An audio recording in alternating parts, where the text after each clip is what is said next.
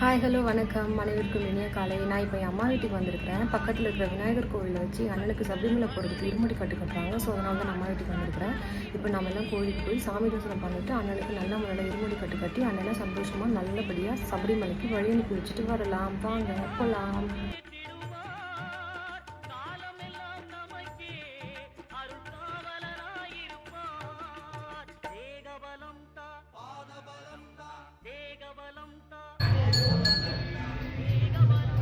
Yes, Monday.